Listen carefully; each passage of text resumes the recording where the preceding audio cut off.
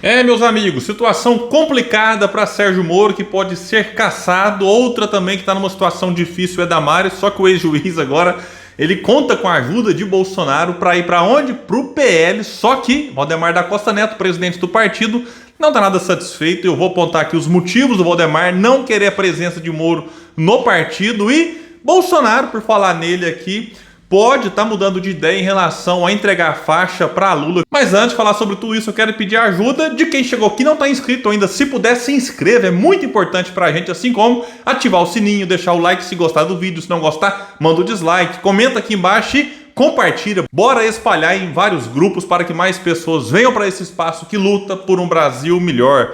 Pessoal, começar falando aqui do Sérgio Moro, que está com problemas aí para todos os lados. O partido dele, a União Brasil, dialoga com Lula para fazer parte da base do novo governo.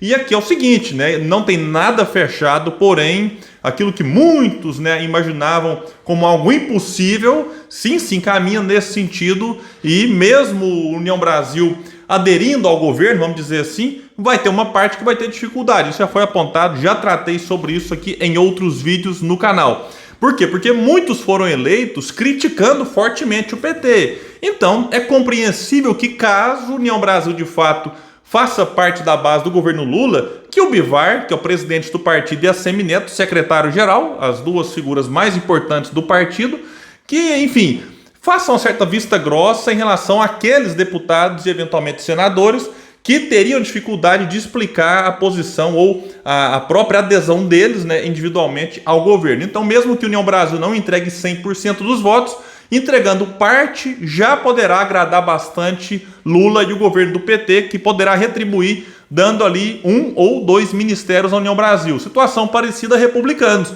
que é o partido do Mourão, do Tarcísio, da Damares Alves, daqui a pouco eu falo dela. Republicanos elegeu ali quase 50 deputados federais, e o PT ofereceu, segundo consta, um ministério para o partido e quer em troca não os 45 votos, porque sabe que é impossível, mas entre 20 e 25. Mas o presidente do partido, Marcos Pereira, que é pastor da Igreja Universal, disse que é difícil entregar 20 e 25, mas em torno de 12, 13, talvez 15 seria um número mais, digamos assim, alcançável. Voltando aqui à questão do União Brasil, né, de como eu disse que vários foram eleitos criticando fortemente o PT, um deles é Sérgio Moro. Aí dispensa comentários em relação ao histórico de Sérgio Moro. Então a situação dele ficaria de fato complicada lá no partido. Alguém pode falar, William, mas e aí? Ele tem fidelidade, pode sair? Essa é uma pergunta interessante, porque muita gente pensa que a fidelidade recai também sobre o senador, e não. É só vereador, deputado estadual e deputado federal, que acabam sendo eleitos ali com votos, né, da chapa. Então por isso é que o mandato, né, um dos motivos do mandato não é do deputado, do vereador, mas sim do partido. Então quando ele sai do partido sem uma justa causa, vamos assim dizer, antes da janela partidária, ele pode perder o mandato, a não ser que ele entre na justiça e, enfim, dê ali as suas explicações para a mudança. Também tem algumas outras possibilidades, quando o partido entra numa fusão com outro, aí abre brechas para essa mudança. Mas, né, salvo esses casos, o deputado ou vereador tem que esperar a janela partidária se abrir para poder mudar de partido sem perder o mandato. Senador, prefeito, governador e presidente, não. Então, o Sérgio Moro, ele é livre para mudar de partido quando quiser. Então, esse é um ponto. E aí, qual partido poderia abrigar Sérgio Moro? Ele, segundo consta que Guilherme Amado vai trazer, quer ir para o PL e, para isso, precisará da ajuda de Bolsonaro. E aqui eu faço um parênteses, porque Bolsonaro tem essa coisa também hegemônica na direita e extrema-direita. Se a gente observar o histórico, né, aí alguém pode falar, mas é normal, ninguém vai querer que o outro cresça no seu campo. Mas a tática para impedir que o outro cresça não são táticas assim republicanas, muitas vezes saudáveis, né? É uma tática de destruição da reputação.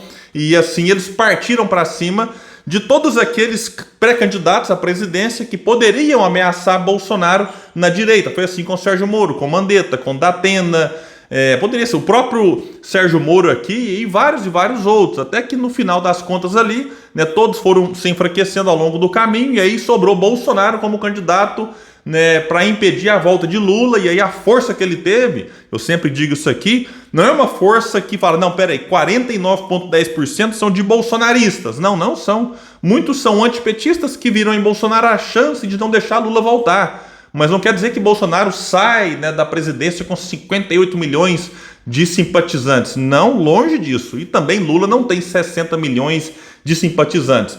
Muitos votaram nele simplesmente porque não queriam continuidade de Bolsonaro. Mas aí então, voltando, Bolsonaro tem então essa coisa de manter a hegemonia em torno dele e tudo mais. Então, não sei se Bolsonaro vai estar muito disposto a ajudar Sérgio Moro a entrar no partido. E por que que o Moro precisaria da ajuda de Bolsonaro? Porque o presidente da sigla, PL, Valdemar da Costa Neto, segundo consta que é radicalmente contra a entrada de Moro no partido. E aí Moro vai alegar a Bolsonaro que a permanência no União Brasil ficou insustentável, uma vez que o partido vem se aproximando do governo Lula e pode até chefiar ministérios a partir de janeiro. E aí com esse argumento, certamente Sérgio Moro fala, vamos reunir os antipetistas ou a oposição mais ferrenha, todos aqui no PL, ou quase todos no PL. Então o Moro tentaria convencer Bolsonaro. Mas Guilherme Amado publicou na sua coluna que, quando for procurado por Bolsonaro, se for, Valdemar da Costa Neto recusará afiliar Moro. Valdemar lembrou a aliados que Moro foi o juiz auxiliar da ministra Rosa Weber no STF durante o julgamento do Mensalão. Valdemar foi preso e condenado nesse caso, que apontou crimes durante o governo Lula. Sim, para quem não se lembra, o hoje bolsonarista Valdemar da Costa Neto foi preso no Mensalão do PT. Valdemar tem também um argumento jurídico, destaca Guilherme Amado, para demover Bolsonaro de pavimentar a entrada de Moro no PL. Nesta semana, vejam bem, o diretório paranaense do partido pediu que a Justiça Eleitoral casse o mandato de Moro no Senado por supostas irregularidades contábeis. O processo é sigiloso. Se a ofensiva prosperar e houver uma nova eleição no estado, um dos favoritos seria Paulo Martins, do PL, que ficou logo atrás de Sérgio Moro na eleição. Sim, foram apontadas diversas irregularidades na prestação de contas de Sérgio Moro. Ele e seus advogados recorrem e sim, ele pode ser cassado se chegar a assumir. Aí, se isso acontecer, sinceramente, eu tenho profundas divergências com Álvaro Dias, do Podemos. Ele não está na minha lista de preferências no Paraná, longe disso, mas a gente tem que reconhecer que ele foi muito sacaneado por Sérgio Moro. E entre o Álvaro Dias, que ficou em terceiro, e o bolsonarista Paulo Martins, que ficou em segundo, e que numa nova eleição já sairiam aí como favoritos para vencer nessa disputa e ter lá uma vaga no Senado, no caso Álvaro Dias é senador, está no fim do seu mandato. Então eu sou muito mais Álvaro Dias do que o bolsonarista Paulo Martins, caso tenha novas eleições. Vamos ficar atentos em relação a isso. Agora imagine o desfecho da vida de Moro, na política, se de fato ele for mesmo cassado. O ex-juiz popstar vira ministro de Bolsonaro depois de condenar aquele que disputava com Bolsonaro, segundo muitos juristas apontam, sem provas. E aí a gente pode achar o que quiser do Lula, mas, de fato, muitos apontam que no processo, uma coisa é a gente achar algo, a outra é você ver o que está no processo, mas segundo muita gente concorda, no processo não tinha lá as provas para condenar. E como foi um processo frágil, acabou dando brechas aí para Lula ter devolvido os seus direitos políticos. E aí essa história aqui, muitos já conhecem qual foi o final. Lula então voltou e venceu a presidência da República. Então vira ministro de Bolsonaro, voltando aí, depois sai, rompe, sai como traidor, vai para a iniciativa privada ganhar ali alguns milhões, trabalhando com uma empresa nos Estados Unidos, que tinha como cliente a Odebrecht, empresa que Sérgio Moro julgou como juiz, para ver como que a vida dele realmente é assim. É vergonhoso ver onde esse juiz, ex-juiz, chegou. Onde ele vai, tem polêmica, tem treta, tem confusão e tem também atuação, no mínimo, por ficar aqui bem tranquilo nas palavras, suspeita. Aí depois ele sai, vira candidato à presidência, aí muda de partido em cima da hora, deixando os seus ex-colegas de partido sem notícia, sabendo pela imprensa que ele saiu e mudou para o União Brasil. Chega lá, fica sem apoio do partido para ser candidato à presidência.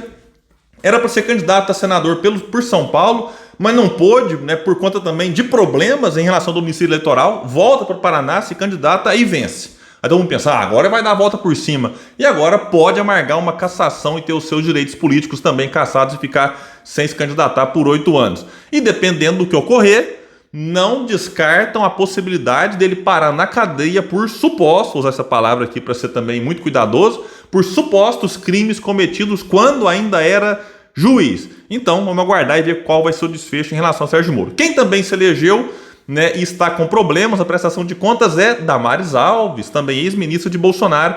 Ela se elegeu senadora pelo Distrito Federal. E o Ministério Público Eleitoral aponta falhas na comprovação de R$595 mil com despesas de campanha. E aqui, detalhe, o Valdemar está de olho também numa possível cassação da Damares, porque quem ficou em segundo foi Flávia Arruda, que é do PL. Então, Valdemar, se depender dele, vai partir para cima aqui da Damares, bolsonarista raiz. Agora aqui uma notícia, vamos considerar notícia boa. Bolsonaro cogita passar a faixa para Lula na posse. Eu já disse aqui em vários vídeos que deveria passar mesmo. Não entro nessa pilha de que, tomara que ele seja humilhado por Lula. Não, vamos tentar manter aqui a reflexão, né, em relação à importância desse gesto. Um rito, né, um protocolo que muita gente pode achar bobagem, mas neste momento, mais do que a importância de se manter o protocolo e o rito, seria um sinal para a tão esperada e necessária pacificação. Mas, francamente, duvido muito que Bolsonaro tenha essa grandeza, mas não custa torcer. Vamos esperar que, de fato, ele tenha ali alguma lucidez e no dia 1º, na posse do Lula, ele, Bolsonaro, esteja lá para passar a faixa, certamente para desespero de bolsonaristas que poderiam enxergar isso e falar, realmente perdemos, bora para casa. E apesar que a quantidade de pessoas à porta dos quartéis já é bem menor do que nós, né, observamos aí nos primeiros dias após o segundo turno. Pessoal, então é isso, eu fico por aqui. Se puder, bora compartilhar esse vídeo, trazer mais pessoas para o canal Politizando, um espaço que luta por um Brasil melhor. Valeu, gente, até mais!